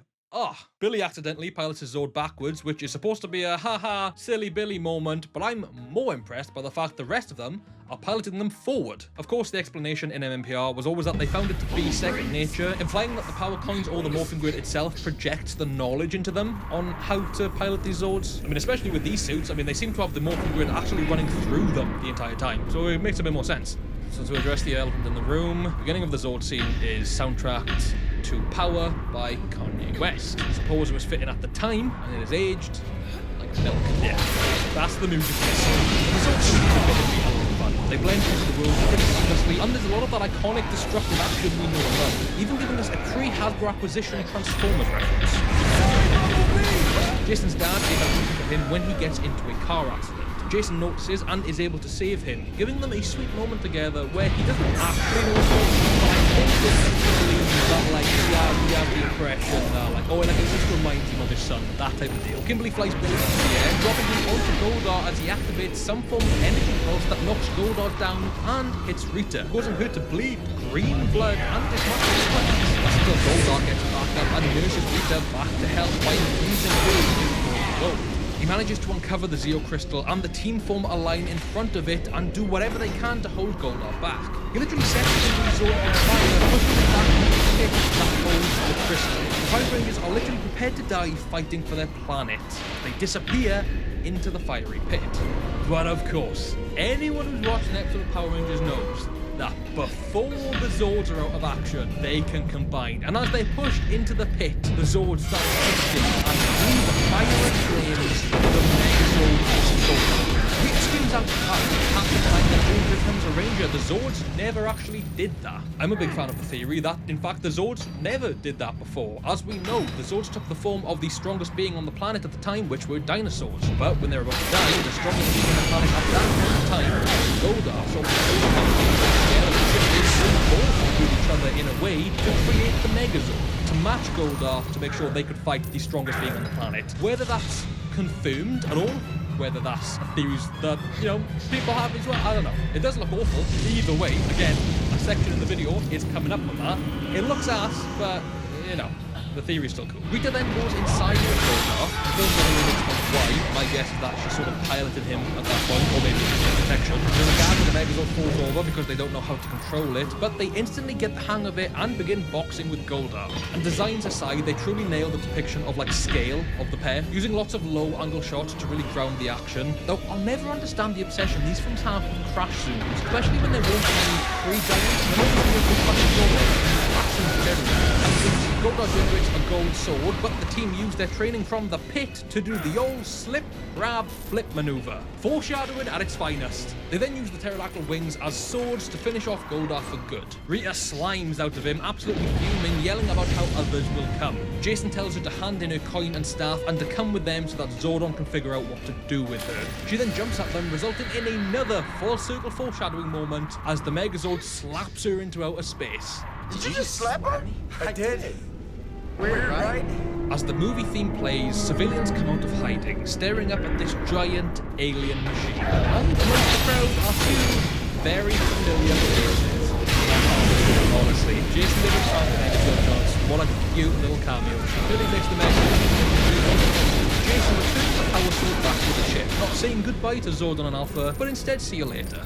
Looking at older shots, the sword was definitely always there in that little like docking station, but the film never brought attention to it at all, other than this like one scene with Jason like jumping over the putty and using it in that fight. According to IGN, originally there was a King Arthur style plot where only they who should be worthy could use the sword.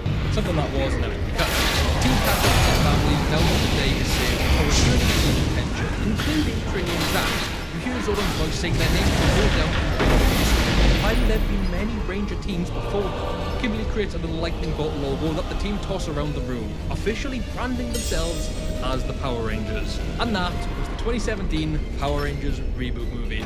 This is truly a weird movie. I've always been a huge defender of it because I thoroughly enjoyed it when I watched it on opening weekend. I thoroughly enjoyed my first rewatch of it, and I thoroughly enjoyed it when I rewatched it for the sake of this video. But sometimes you do have to play devil's advocate and ask yourself, why? Because fundamentally, it's not a very good Power Rangers movie per se. In terms that I've seen into this movie quite frequently in the last couple of years, it's Surf Dracula. It's a term that was coined in 2021 when user Topher Florence tweeted the following.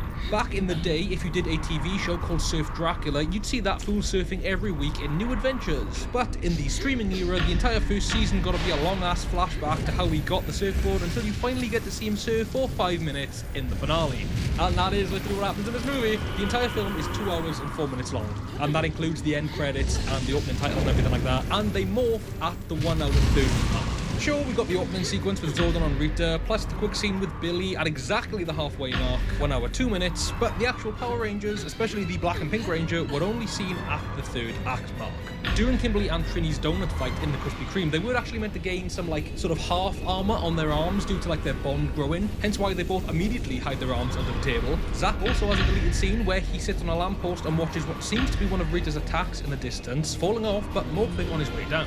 Jason, unless they did shoot a scene that they never released in any of the BTS deleted scene sections, he never got that. He never morphed until the exact point in the film where he did morph. For all intents and purposes, this film was structured like a Power Rangers pilot episode. The team get together, learn of the bad guy, get their suits, fight the bad guy, get into their Zords, form the Megazords, epilogue. Except it is usually within a 22-minute episode and there's more action. I do really enjoy the time we spend with these characters, getting to learn who they are, getting to bond with them as they bond with each other. I cannot feel like there is a scene perhaps. I don't just mean that's what Power Rangers has always done with Adapt and Sentai. I mean, give us like 40-minute episodes at a time, get rid of the bonding to morph aspect, have them morph in episode 1, have them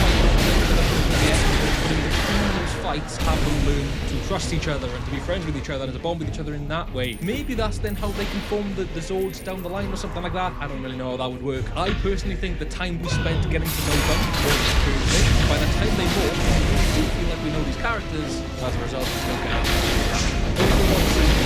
undoubtedly the Megro would still be the soundtrack, but at least you'd see the Power Rangers in action. I mean, let's hope the Disney Plus show figures a way around that. A lot of people compare this movie to The Breakfast Club with the way in which they depict each character and their relationships with each other, especially the potential. I have many things with The Breakfast Club. I have a tattoo on my arm, and the day this film released was March 24th, 2017, and the day The Breakfast Club were in detention was March 24th, 1984. Exactly 33 years prior to this film's release. This channel is not far off from 50,000 subscribers, and our friend 3DGL Printing has sent us this, saying, open when you reach 50,000 subscribers. I haven't opened it, I refuse to open it until we hit it every single day. Curiosity is getting the better of me, and I need to see what is inside this. My guesses are it's another one of these, which is a lovely custom play buttons that he's also sent us as gifts before. But I want to know. See, if you fancy helping me out, if you would like to know what is in this as well, drop a subscribe. Let's talk about the characters. We'll start with the Rangers least prominent to most prominent, because yeah, despite this being a film about all 5 of the Rangers, the writers definitely had some favourites. Zack is the Ranger I feel we spent the least amount of time with. On the outside, he's written as the ragtag goofy guy with little to no fears, but as we learn throughout the film, he actually has a big heart, especially when thinking about his unwell mother.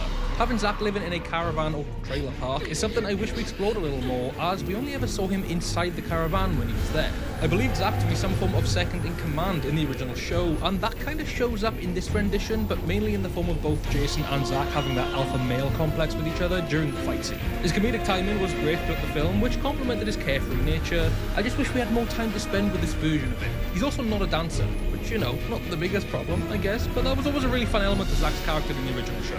Trini's up next, having a little more involvement than Zack, but still not as much as the others. I love the no-nonsense side to her, but you can also see that she's someone who keeps her walls up so she doesn't get hurt. There's a recurring gag in the film that everyone thinks her name is Dee Dee, even having Rita Repulsa call her it, though it seemed to be a little bit more of a rage bait. By the end of the movie though, Billy's mother calls her Dee Dee, but Billy corrects her immediately, proving that after many years she's finally found somewhere that she fits in. Trini was also the first to pave the pathway for Power Rangers being gay. Whilst it wasn't really delved into beyond one line, in my opinion, Trini walked so Fern and Izzy could fly. I'm pretty sure that this rendition of Trini is also the first ever openly gay superhero in cinema, and that is pretty cool. I also love Trini's style throughout this entire film. At number 3 we have Kimberly, who in my opinion was part of the big 3 of this movie, which were Kim, Billy and Jason. Kimberly was probably my least favourite Ranger in this movie, I can't lie. It is nothing on Naomi Scott. I think she did a fantastic job, but out of everyone's backstory and character arcs, I feel hers were just bad. She doesn't have any discernible personality traits outside of being the popular girl gone rogue. The whole sharing of the nude pic was such a weird story for her, along with punching that guy's tooth out. Like, at no point do I feel like she was a nice person to be around, you know? Even after she confessed to Jason and the team carried Billy to the ship,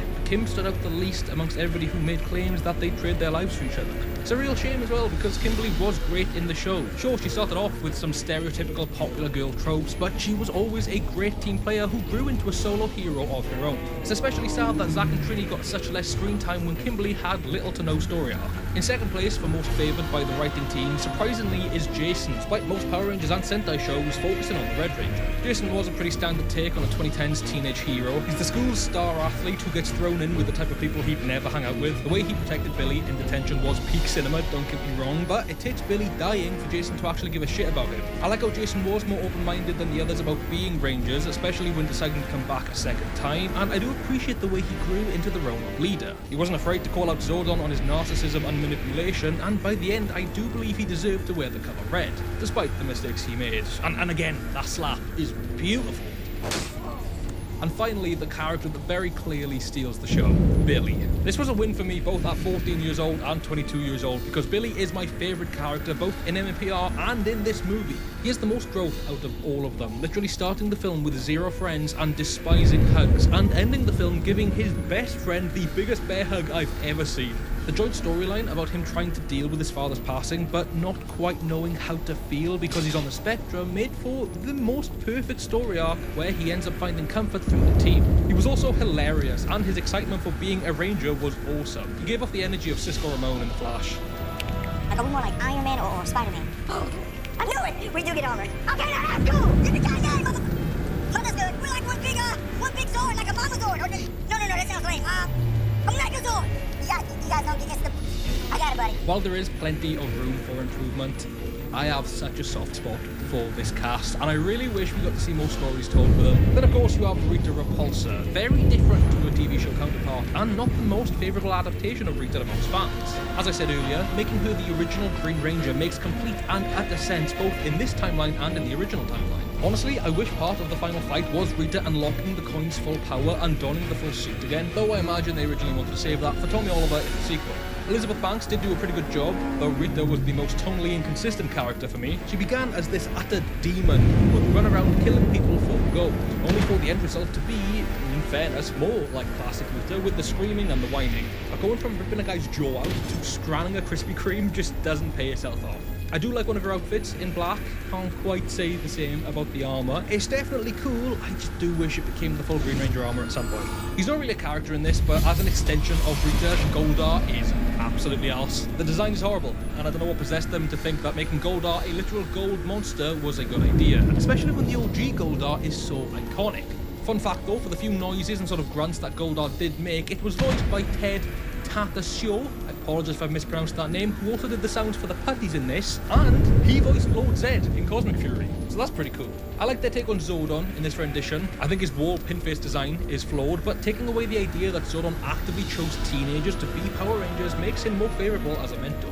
He was no doubt an awful mentor, and I can't imagine what type of leader he was back in the Mesozoic era. That of course said, he did sacrifice himself to stop Rita way back when, and he passed up on the chance to be free again to save Billy, which is very admirable, and if anything, a step closer to the wise figure we know he should be. I do wonder what this weird wall was for before Zordon got uploaded to it. Like, surely this isn't the, like, in case someone dies, or, do you know what I mean? Maybe it was. Just like Rita, I love that he was the Red Ranger before Jason, though his monologue at the end does imply more Rangers came before him. His physical design was fine, nothing too complex, though I still don't know why bro is naked. I also love how they filmed the Zordon head scene. Just Bryan Cranston in like an office room with a blue screen. Hilarious. Hilarious. Whilst we're chatting about Zordon, I want to briefly mention the Yellow Ranger from his team. Nothing was ever confirmed, but there were many theories that this alien was actually an accretion from Mighty Morphin Alien Rangers. They don't look exactly alike, but the shape of her head kinda looks similar, especially when seeing some of the purple and orange colouring bits in these BTS photos. Also something I didn't know, the woman who works in the jewellery store that Rita Repulsa robs is the same person who played the alien. That's a cool bit of double casting. Alpha 5 is perhaps the most bizarre adaptation in the movie. I actually really don't mind his design. The blinking light eyes at the side of his head are great for expression, and he seems to have some sort of morphing grid energy surging through him, especially in the centre of his head. Obviously we don't know if he was built on Miranoi in this universe or if Zordon built him, but his ability to stretch his arms out and hold his own against the Rangers is a fun take on our automaton, which technically he isn't even a fully sentient multifunctional automaton in this, and instead he's a Malformic locate persona android. I still can't quite get around his voice. That is just Bill Hader. Though fair play to him for getting involved with the motion capture, although he doesn't seem that into the film in any of the interludes. Guy, his face to the wall, that guy's cool, Zordon. And then Alpha 5 is alright. And then Rita Repulsa's pretty badass. There's dinosaurs. What else do you want? There's not much to say about them, but Amanda, Harper, and Bully, like, they were